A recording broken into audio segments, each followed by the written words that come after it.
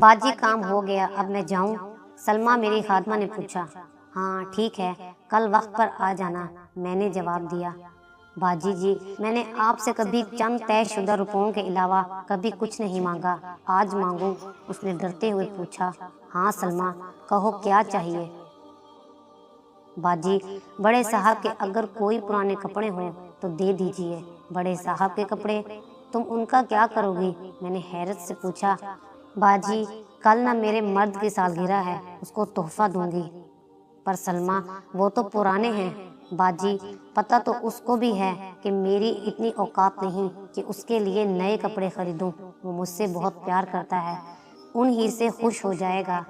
कह दूंगी लंडे से लिए हैं। मैं उनकी मोहब्बत और ताल्लुक देखकर हैरान थी। मैंने पूछा, अच्छा वो भी तुम्हें कुछ देता है? देता है ना? उसने बहुत खुशी और जज्बाती अंदाज में कहा। ये जो आपके घर में बिल्ली है, ये मुझे बहुत प्यारी लगती है। एक रात हम लेटे हुए थे तो न जाने क्यों मैंने इससे आपकी बिल्ली का जिक्र किया कि बाजी के घर में बिल्ली है, मुझे बहुत पसंद है। अगले रोज जब मैं घर गई तो वो झला मेरे लिए एक बिल्ली लाया हुआ था। वो आपकी वाली जितनी प्यारी तो नहीं, पर बाजी वो मुझे मेरी जान से ज्यादा अजीज है। पता है क्यों? क्योंकि मैं जानती हूँ कि उसे बिल्लियों से बहुत डर लगता है। पता नहीं कैसे उसने गली से पकड़ी होगी, कैसे उसे घर लाया होगा। और जब मैं घर पहुंची तो वो उसे दूध पिला रहा था। आपको पता है बाजी, हमें खुद दूध पिए हुए मुद्दत बीत गई, पर वो उसके लिए पता नहीं कहाँ से ले आया, सिर्फ इसलिए कि मुझे पसंद है। मैंने पूछा, सलमा बिल्ली का तो बहुत खर्चा होता है, तुम कैसे पूरा करते हो? कहने लगी, बाजी वो गरीब के घर की बिल्ली है, उसको भी हमारी तरह हालात से समझौता करना आता है। वो सुबह निकलती है और शाम को घर में दाखिल होती है। बीमार हो जाए तो खुद ही ठीक हो जाती है, किसी इलाज मुआवजे की जरूरत नहीं पड़ती। घर में खाना ना मिले तो बाहर से ही जैसे तैसे पूरा कर आती है। आपको पता है, जब से वो हमारे घर आई है, हम मियाँ बीवी के प्यार में मजीद इजाफा हो गया है। एक तो हम दो भूखे मिलकर कभी कभी इस एक भूखे की भूख मिटा देते हैं, इसलिए अल्लाह हम पर ज्यादा मेहरबान है।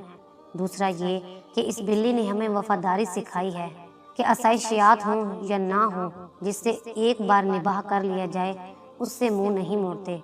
एक बार हम उसको कसाई की दुकान के बाहर छोड़ाए कि यहाँ उसका पेट भी भर जाएगा और खुश रहेगी, पर हमारे घर पहुँचने से पहले ही वो हमारे घर के बाहर बैठी हुई थी। उसने हमें सिखाया कि महबूब चाहे छोड़ दे, धुतकार दे, मार दे या तोड़ दे, उसको छोड़ा नहीं करते। मुझे सलमा की बातें सुनकर खुशी भी हो रही थी और दुख भी। खुशी इस बात की कि सच्चे लोग और सच्ची मोहब्बत आज भी दुनिया में मौजूद है, और दुख इस बात पर कि अमूमन मोहब्बत जितनी गरीब हो उतनी ही सच्ची होती है। मगर मैं तो अमीर हूँ, आज ये अमीर एक गरीब पर रश कर रही थी। ये आलीशान सोफा मुझे अपनी कब्र महसूस हो रहा था। मेरा दिल चाह रहा था कि ये कब्र खुले और मैं इसमें दफन हो जाऊं। मैंने बात आगे बढ़ाने और अपने दिल की तशफी के लिए उससे पूछा कि तुम्हारी सब बातें बजा हैं, लेकिन क्या तुम्हें नहीं लगता कि अगर दौलत हो तो मोहब्बत करने का लुत्फ दोबाला हो जाता है? उसने हैरत से मेरी जानिब देखा। मैं नहीं चाहती थी कि वो कुछ भी बोलकर एक बार फिर मुझे लाजवाब कर दे और मेरी अना की फिर से धज्जियां उड़ जाएं।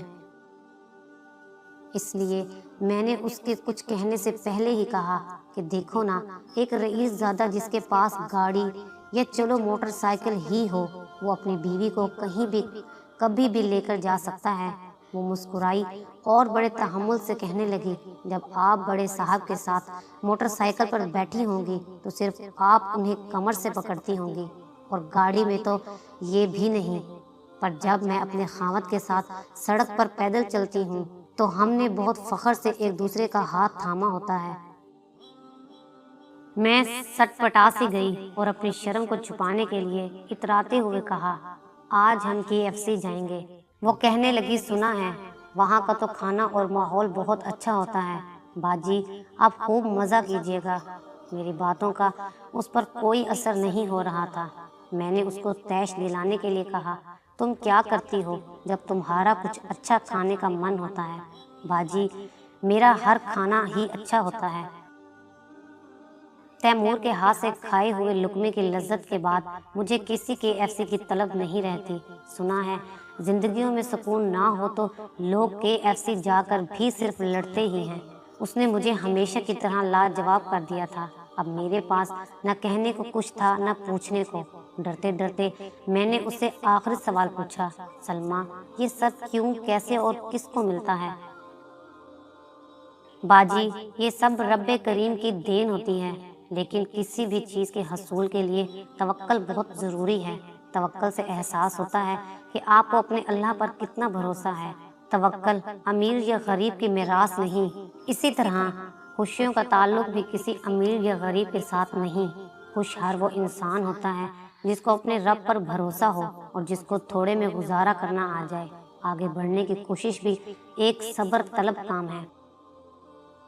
اگر اس میں صبر نہ ہو تو انسان کی ضروریات اور خواہشات بڑھتی ہی رہتی ہیں، اور اس لیے کبھی اس کو اپنا آج جینے اور جو آج اس کے پاس ہے اس کا مزہ لینا نصیب نہیں ہوتا۔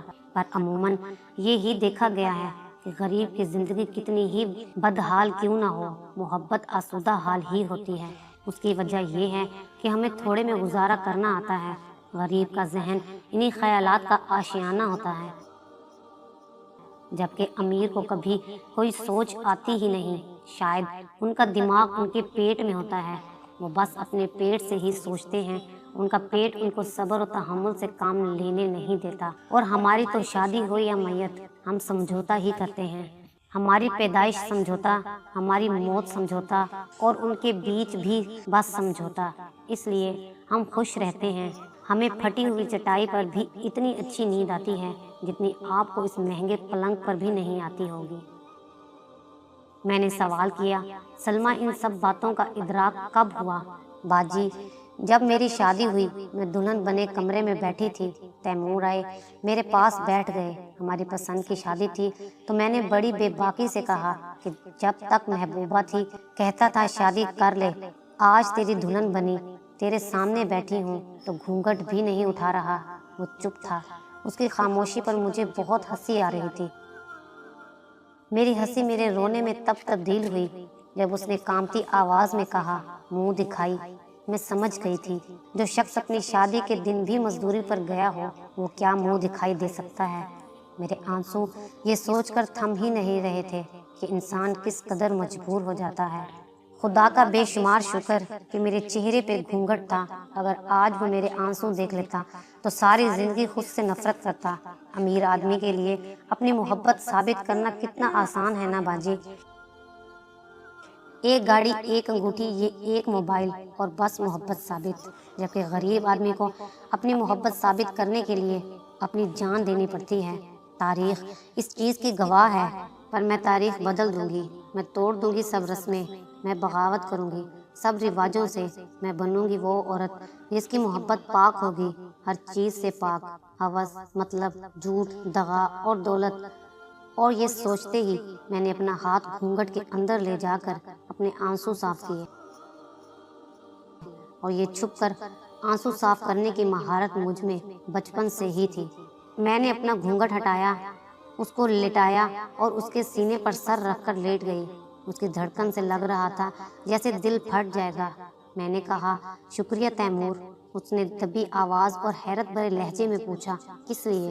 میں نے کہا، اتنی اچھی منہ دکھائی کے لیے، اس لمحے کے لیے۔ میں ایک مدت تڑپی ہوں، اللہ سے ہر سجدے میں تمہیں مانگا ہے۔ آج تم اس قدر قریب ہو کہ میں تمہارے جسم کی خوشبو تک محسوس کر رہی ہوں۔ اس سے بڑھ کر منہ دکھائی کیا ہو سکتی ہے بھلا؟ وہ خاموش تھا اور اس کی خاموشی مجھے کھا رہی تھی۔ میں نے اس کو سمجھایا، مجھے تم چاہیے تھے تیمور، صرف تم۔ میری اور کوئی خواہش نہیں تھی، اور خواہشات جتنی کم ہو زندگی اتنی ہی پرسکون ہوتی ہے۔ آگے بڑھنے کی طلب سب کو ہے، زندگی کو بہتر ہر انسان بنانا چاہتا ہے۔ سہولیات زندگی اور ضروریات زندگی ہر انسان کو درکار ہوتی ہیں اور ہونی بھی چاہیے۔ ان کی اہمیت سے میں انکار نہیں کر سکتی، اور ہم ساتھ مل کر اپنی ضروریات پوری کرنے کی کوشش بھی کریں گے۔ لیکن جب تک ہمارے پاس یہ سب کچھ نہیں تب تک صبر و شکر کے ساتھ مسکرائیں گے اور جی بھر کے مسکرائیں گے۔ میں بڑی بڑی کوٹھیوں میں جھاڑو پوچھا کرنے جاتی ہوں۔ میں نے ان ہوادار محلات میں بھی لوگوں کا دم گھٹتے دیکھا ہے، کیونکہ انسان کی خواہش کی کوئی انتہا نہیں ہوتی۔ یہ کمینہ نفس ہمیشہ بہتر سے بہتر مانگتا ہی رہتا ہے۔ اس کے پیٹ کی دوزخ کبھی ٹھنڈی نہیں ہوتی، اس لیے کم ہو یا زیادہ مجھے پرواہ نہیں۔ مجھے جو چاہیے تھا اللہ نے مجھے عطا فرما دیا ہے۔ تم تھے میرا مقصد، باقی سب تو ضروریات ہیں۔